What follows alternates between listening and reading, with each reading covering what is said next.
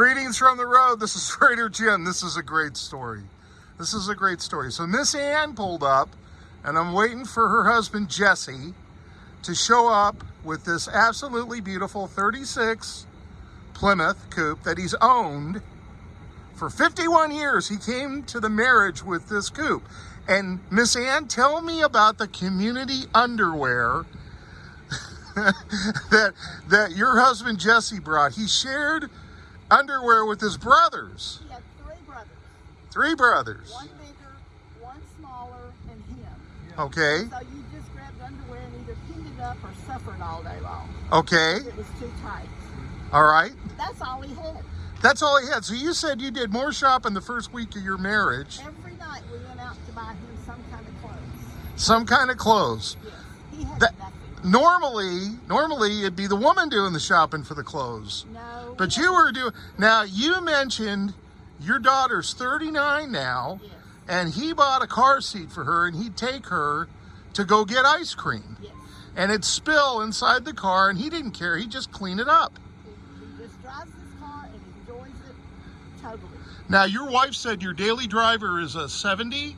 Model Chevrolet C10 pickup truck. Do you know what that's worth? You must know what that's worth. I know it's a I know. That's a coveted truck. Now you have another vehicle? What's your other one that you have? It's also a 1936 Plymouth. Okay. It is a four-door touring sedan. Okay. And the family, the grandchildren, outgrew the coupe. They couldn't all go together. So I had this bright idea to build a sedan. All right. By the time I got through with it, they had married and moved away. So I didn't have any children to haul, but I still carry the grandchildren around there. Let's walk over and you can tell me this looks exceptional. Have you taken and repainted this Yes, in 51 years? yes, it's been painted one time. One time. Yeah. Is that the original color? Yes, this is Ford Chevrolet, Plymouth Coupe, and the chrome and the trim. It's never been wrecked. It is all original. My goodness. Now, where did you get the car I from? bought it here in Murfreesboro. In Murfreesboro, Where it is. Tennessee. And it was sold new at the Plymouth dealer.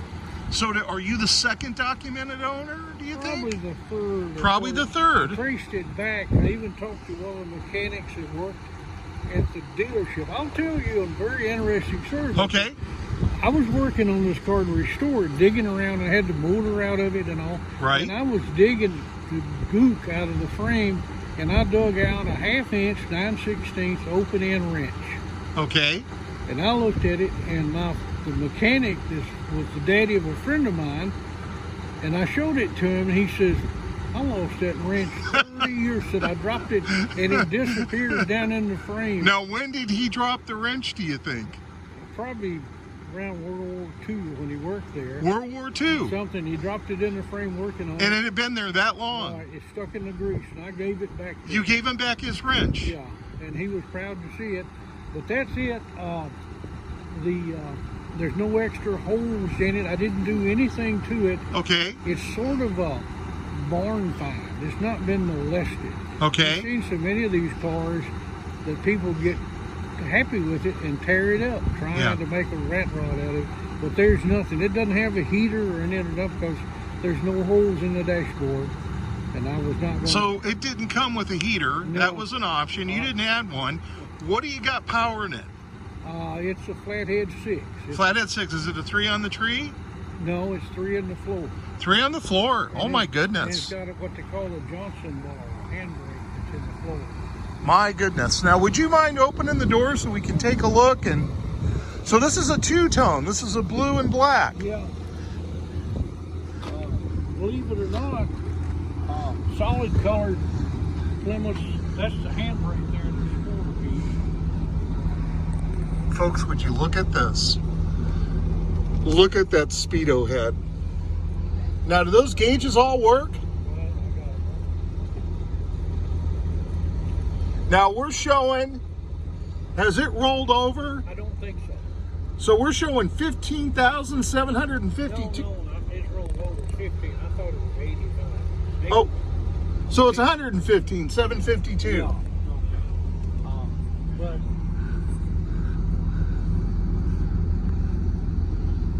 had some speakers back there. Well, see what happened. I cheated. Behind this door is a radio. Oh, you added a radio. I did. It's just bold. It doesn't touch anything. Right. And it's 12 volt, and I had a battery in the trunk that played it. But I took the antenna was on with magnets, so I wouldn't have to scar it up. But it comes out. I like those Mustang floor mats. Well, that's what was handy when I had this. The only thing really that I've added is the turn signal, which And the is, seatbelts. and of course the seat belt with that.